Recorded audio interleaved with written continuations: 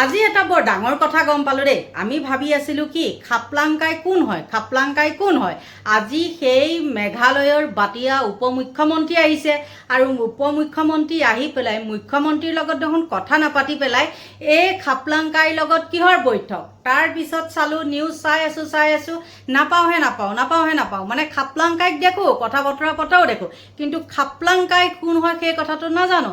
তাৰপিছতে এটা চেনেলত পালোঁ যে খাপলাংকা হেনো সীমান্তৰ উন্নয়ন দপ্তৰৰ মন্ত্ৰী আৰু সেই খাচীয়া কি বুলি কয় বাটিয়া, খাচীয়া আৰু বাটিয়া সেই হেৰিটো কি হৈছে, উপমুখ্যমন্ত্ৰী আজি আহি পেলাই কইনাধাৰাত বৈঠক পাতিছে। আৰু যেতিয়াই আহিলে মাজ ৰাস্তাততো আছে আমাৰ পাহুৱাল ডেকাসকল, তেওঁলোকে দিলে খেদা, ধৰ বুলি কোৱাৰ লগে লগে একদম তৰা নৰা ছিঙি পেলাই গৈছে।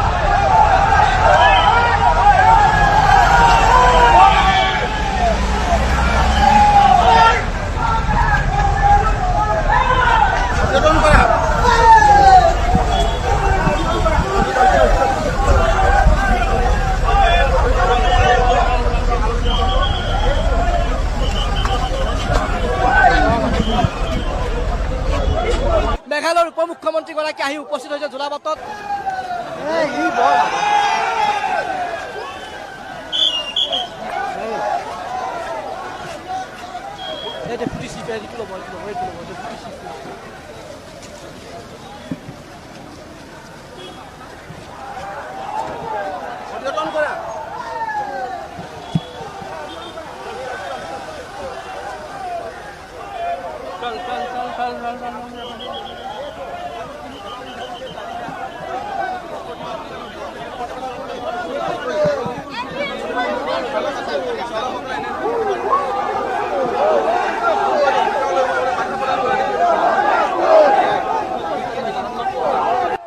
এই মুহূৰ্তত আমি দেখুৱাইছো এয়া চালকসকলে এনেধৰণে তেওঁলোকে গামোচা দেখুৱাইছে। উপমুখ্যমন্ত্ৰীগৰাকী আহি উপস্থিত হৈছে জোৰাবাটত আলোচনাৰ কাৰণে, অসম চৰকাৰৰ সৈতে আলোচনাত মিলিত হ'ব উপমুখ্যমন্ত্ৰীগৰাকী আৰু তাৰ কাৰণে উপস্থিত হৈছে জোৰাবাটত। এয়া জোৰাবাটৰ পৰিৱেশ আমি দেখুৱাইছো।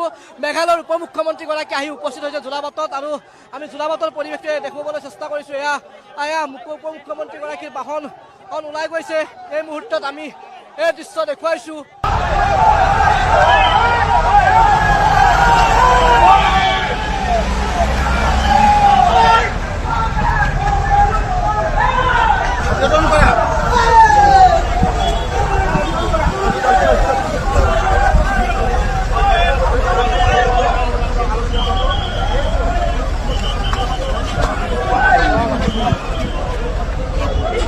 মেঘালয়ৰ উপমুখ্যমন্ত্ৰীগৰাকী আহি উপস্থিত হৈছে জোৰাবাটত।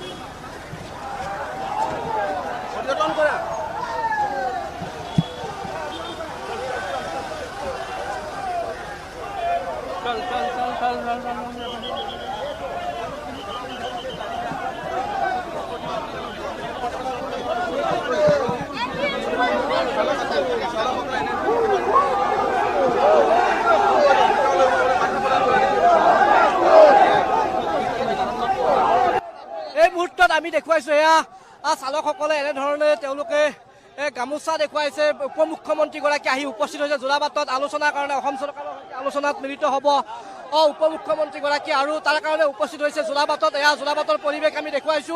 মেঘালয়ৰ উপমুখ্যমন্ত্ৰীগৰাকী আহি উপস্থিত হৈছে জোৰাবাটত আৰু আমি জোৰাবাটৰ পৰিৱেশটো দেখুৱাবলৈ চেষ্টা কৰিছোঁ। এয়া উপমুখ্যমন্ত্ৰী কেনেকৈ তৰা নৰা ছিঙি পেলাই গৈছে দেখিছেনে।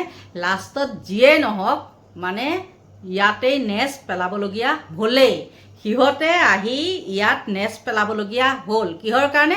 নহ'লে তেওঁলোকৰ খাবলৈ ভাত নাই। কালুপ কৰি আছে এনেকৈ মুখখন, গম পাইছা নাই? সেইকাৰণে নেচ পেলাবলৈ ইয়াত আহিলে কইনাধাৰাত, কাৰ ওচৰত? খাপলাঙৰ ওচৰত। আৰু মুখ্যমন্ত্ৰীৰ নিৰ্দেশ মতে দিছে বুলিয়ে খাপলাংকাই কৈছে। কিন্তু লাষ্টত কি হ'লগৈ জানেনে? সেই বৈঠকত তেওঁ এতিয়াহে গম পাইছে, তেওঁলোকৰ প্ৰশাসনৰ ওচৰত যেতিয়া গাড়ীসমূহ ভাঙিছিলে, আমাৰ অসমৰ গাড়ীসমূহ যেতিয়া ভাঙিছিলে, তেতিয়া সিহঁতৰ চকুত কিহবাই মুতিছিলে। তেতিয়া চকুৱে তেহেঁতে নেদেখে আৰু 3 দিনৰ পিছত চকুৰ পৰা চাগে মুটনিখিনি শুকালে, শুকোৱাৰ লগে লগে আহিছে বৈঠকত মিলিত হ'বলৈ আৰু খাবলৈ নাপাই মৰিব বুলি। তাৰপৰা কি হ'লগৈ জানেনে? লাষ্টত তেওঁলোকে কি কৈছে যে তেওঁলোকে যিসমূহ গাড়ী ভাঙিছিলে সেই গাড়ীসমূহ তেওঁলোকে ঠিক কৰি দিব, যাক মাৰিছিলে তেওঁলোকে ট্ৰিটমেণ্ট কৰিব, আৰু সেই ট্ৰিটমেণ্ট কৰিবলৈ সেই খাচীয়া বাটিয়াহঁতৰ ওচৰত আমাৰ কি ল'ৰাখিনি ৰখি থাকিব বা আমাৰ মহিলাসকল ৰখি থাকিব, যাক যাক মাৰপিট কৰিছে মই তেওঁলোকৰ কথা কৈছোঁ। আৰু অৱশেষত যিয়েই নহওক ঘূৰি ঘূৰি কুকুৰৰ পোকৰতে মোক ঘূৰি ঘূৰি আহি ইয়াত ভৰিত পৰিলহি কইনাধাৰা পাহাৰত, মুঠতে অসমত আহি তেওঁলোকে শৰণাপন্ন ল'বলগীয়া হ'ল। তাৰপিছতে হ'ল কি, খাপলাঙৰ কথাটোতো কৈছোঁৱেই, আৰু বহুখিনি কৈছে খাপলাঙে, কিন্তু খাপলাঙৰ কথা মতে জানো সকলোখিনি ৰজিব? সেইটোতো কেতিয়াও হ'ব নোৱাৰে, নহয় জানো? গতিকে কিছুমান কথা যেতিয়া আমাৰ ল'ৰাখিনিক কৈছেহি, মানে প্ৰতিবাদস্থলীলৈ খাপলাং আহিছে, কিন্তু আমাৰ ল'ৰাখিনিয়ে কি কৰিছে, তেওঁক গুৰুত্বটো দিয়া নাই। কিয়নো গুৰুত্বটো দিব? কাৰণ কি হৈছে, মুখ্যমন্ত্ৰীতকৈ খাপলাঙক গুৰুত্ব নিদিয়ে। মুখ্যমন্ত্ৰীৰ কথাৰ কিবা এটা থাকিব পাৰে, খাপলাঙক সমূলি গুৰুত্ব নিদিয়ে। তাৰপিছতে আৰু আছে কেইটামান কৈছে, সেই বাটিয়া খাচীয়া উপমুখ্যমন্ত্ৰীজনে আক্ৰমণত ক্ষতিগ্ৰস্ত বাহনৰ ক্ষতিপূৰণ দিব দেই মেঘালয় চৰকাৰে, আৰু ৰাজ্যৰ মুখ্য সচিবক নিৰ্দেশ। মেঘালয় চৰকাৰৰ কি কন্যাধাৰ বৈঠকৰ অন্তত ঘোষণা, মেঘালয় মানে সেই উপমুখ্যমন্ত্ৰীয়ে সেইটো কথা ঘোষণা কৰিছে। আৰু এটা কৈছে শ্বিলঙত আবদ্ধ হৈ থকা অসমীয়াক সুৰক্ষা দিব মেঘালয় চৰকাৰে। কি সুৰক্ষা দিব? তাত যিখিনি আছে আৰু কম বাৰু পিছত দেই। তাৰপিছত চৰকাৰে সংবাদমেলত ঘোষণা, উপমুখ্যমন্ত্ৰী এছ হৰৰ, এইটোৰ নাম বোলে এছ হৰ দেই। তাৰপিছতে আৰু এই খাপলাঙে ক'লে মেঘালয়ৰ বিৰুদ্ধে আন্দোলন প্ৰত্যাহাৰ আহ্বান মন্ত্ৰী অতুল বৰাৰ। শান্তি সম্প্ৰীতি স্বাভাৱিক অৱস্থালৈ ঘূৰি অনাৰ স্বাৰ্থত মন্ত্ৰী অতুল বৰাৰ এই আহ্বান। গতিকে আমাৰ ল'ৰাসমূহৰ ছত্ৰসমূহ যদি তেওঁলোকে মানি নলয়, খাপলাঙৰ ছত্ৰসমূহ মানি ল'ব জানো? খাপলাঙৰ কথা মতেই নহ'ব নহয়, মুখ্যমন্ত্ৰীৰ কথা মতেই হ'ব, হয়নে নহয়? খাপলাঙৰ কথাৰ কোনো ভেলু নাই। গতিকে খাপলাঙক আমাৰ কোনো হেৰিয়ে নহয়, আমি খাপলাঙক কোনো ফেক্টৰে হেৰি নকৰোঁ, গম পাইছে নাই? খাতিৰে নকৰোঁ। গতিকে বন্ধু বান্ধৱীসকল, কি হয় নহয় তেওঁলোকে কৈছে গোটেইখিনি। মই এটা হেৰিত চালোঁ, আৰু আমাৰ যিসকল টেক্সি চালক বুলিয়ে কৈছোঁ আৰু দেই, ড্ৰাইভাৰসকল, তেওঁলোকৰ লগতো মতামত লৈছে, আৰু সাংবাদিকে কিছুমান প্ৰশ্ন কৰিছে আৰু তেওঁলোকেও উত্তৰ দিছে। শুনক। মেঘালয় চৰকাৰৰ উপমুখ্যমন্ত্ৰী উপস্থিত আছিলে, অসম চৰকাৰৰ তৰফৰ পৰা মন্ত্ৰী অতুল বৰাকে ধৰি কেইবাগৰাকী উপস্থিত আছিলে, আৰু যিকেইটা সিদ্ধান্ত ইতিমধ্যে লৈছে, মেঘালয় চৰকাৰে গাড়ীৰ যি ক্ষতি আছে ক্ষতিপূৰণ দিব, লগতে চিকিৎসা প্ৰদানৰ আশ্বাস দিছে। ইয়াত যিসকল গাড়ী চালক আছে বা চালক সংস্থাৰ বিষয়ববীয়া আছে, আমি তেখেতসকলৰ সৈতে আমি কথা পাতিম। ইতিমধ্যে মেঘালয় চৰকাৰৰ তৰফৰ পৰা আজি যিখন বৈঠক হৈছে কইনাধৰা অসম চৰকাৰৰ প্ৰতিনিধিয়ে, তাত কৈছে যে আপোনালোকৰ যি গাড়ী ভাঙিলে, বাহন ভাঙিলে তাৰ ক্ষতিপূৰণ দিব, লগতে যিসকলৰ আঘাত হৈছে তেওঁলোকৰ চিকিৎসাৰ প্ৰদানৰ আশ্বাস দিছে। এই দুটা খবৰ আহিছে ইতিমধ্যে কইনাধৰাৰ পৰা। কি ক'ব বিচাৰিব প্ৰতিক্ৰিয়া? এইটো যোনটো ক'লে যে 3 দিন পিছত দিলে, আগতে দিব পৰা নাছিলে নেকি? আমি ইমান কষ্ট পাই কিনে আজি আমি সব মানুহ ওলাই কিনে প্ৰেছাৰ দিয়াৰ পিছত আহিলে, 3 দিন আগত আহিব পৰা নাছিলে। 3 দিন আগত আহিলে আজি এনেকুৱা পৰিস্থিতি হ'লে মানুহ কষ্ট পালে হ'লে। একচুৱেলি মেঘালয় চৰকাৰে আজি দি দিব, ফিউচাৰত গেৰেণ্টি দিব নেকি? আৰু চৰকাৰৰ কোৱা বস্তু লিখা বস্তুৰ অন্তত যে কৈ দিব কিমান গাড়ীত খৰচা হয়, চৰকাৰেতো গম নাপায় না। বাইচান্স য'ত 50,000 টকা খৰচা হ'ব তাতে 20,000 টকা দিলে ধৰি নহ'ব। এইটো যে আপুনি বেৰ কৰিব লাগে আৰু ক্ষমাও খুজিব লাগে আমাৰ অসমৰ মানুহৰ পৰা। মোৰ এইটোৱে দাবী। মই কৈ আছোঁ, আপুনি কম্পনচেশ্যন দি কিনে নহ'ব না। মানুহ যি দুখ পাইছিলে, এই ৰাতি ইমান দূৰ তাৰ পৰা পলাই কিনে আহিব লাগিলে, এইটো কষ্টটো কোনি চাব? আপুনি চৰকাৰ হ'লে কি হ'ব, আপুনি কম্পনচেশ্যন দি দিব, তাৰপিছত আপুনি ক'ব যে গাড়ীৰ ক্ষতিকৰণ দি দিব, এইটো নহ'ব না। এইটো দিব লাগিছিলে। আপুনি আমাক 3 দিন কিয় ৰুকালে? 3 দিনৰ আগত আপুনি আমাক দিব পৰা নাই। আমাৰ ইমান কষ্ট দেখা নাই। কিমান গাড়ী ভাঙিলে আপোনালোকৰ হিচাপ? চাওক, একজেক্টলি মই ক'ব নোৱাৰোঁ কিমান গাড়ী। 17খন আহি আছে আমাৰ অসম পৰা। চাওক, গাড়ীটো আপোনাৰ মেঘালয়ৰো ভাঙিছে, অসমৰো ভাঙিছে।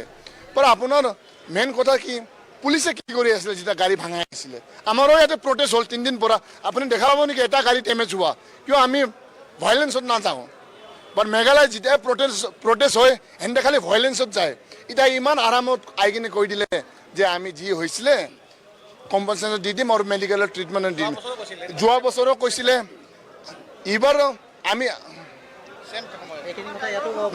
চাওক একচুৱেলি আমি বিচাৰোঁ যে আমাৰ অসম ফালৰ পৰা মেঘালয়ৰ ফালৰ পৰা কোনোবা মন্ত্ৰী আহি কিনে আমাক আমাৰ লগত কথা পাতিব কিয় টান পায় আমি কি পাব্লিক নহয় নেকি পাব্লিক লগত কথা পাতি কৰি ইমান কষ্ট পায় নেকি আমি 3 দিন পৰা কিমান দিনে ৰাতি কষ্ট কৰি আছোঁ প্ৰত্যেক বছৰ হয় এইবাৰ আমি ভাবিলোঁ ইফালে হওক এতিয়া চাওক সিহঁতে কোৱা মোটাই নহ'ব না সিহঁতে লিখি কিনে দিব লাগিব কোৱা আৰু কৰা অন্তৰ আছে এনেকৈ ক'লে যোৱাবাৰ ক'লে যে আমাৰ অসমৰ মুখ্যমন্ত্ৰী যে আপোনাৰ মেঘালয় আৰু অসমে মিলি কিনে জইণ্ট পাৰ্টি বনাই কিনে ফ্লাডৰ যোনটো বানপানী হয় মেঘালয়ৰ পৰা সমাধান কৰিব জইণ্ট কমিটি এতিয়ালৈকে খালি কোৱাৰ পিছত হোৱা নাই না এতিয়াও আমাৰ জলপথত বানপানী হৈ আছে এতিয়া যেনেকৈ কৈ কিনে গ'ল নহ'ব আমি মানি নলওঁ আমি চাই ল'ম আলোচনা কৰি কিনে কি হ'ব আমাৰ আশা আছে যে অসমৰ পৰা কোনো মন্ত্ৰী আহি কিনে আমাক বুজাই দিয়াটো ভাল আৰু মেঘালয়ৰ পৰা তেখেতে আহি কিনে আমাক জাষ্ট কৈ দিলে হ'ল যে এইবাৰ আমি কৈ দিছোঁ আমি তেখেতৰ ফেচ টু ফেচ দেখা পালে আমাক ভালো লাগিব আৰু তেখেতে ইয়াতে আহিলে ভয় কৰিব নালাগে কিয় আমি পিছফুলি প্ৰটেষ্ট কৰি আছোঁ আৰু আমাৰ আশা আছে যে 3 দিন পৰা আমি ৰখি আছোঁ তেতিয়া আপুনি দেখা পোৱা নাই 3 দিন পিছত যেতিয়া মেঘালয়ত কষ্ট হ'ল পেট্ৰল পোৱা নাই মানুহবিলাক কষ্ট পাল তেতিয়া আপুনিবিলাক আহি আছে এইটো কি কথা হ'ল এইটো আমাৰ দাবী যে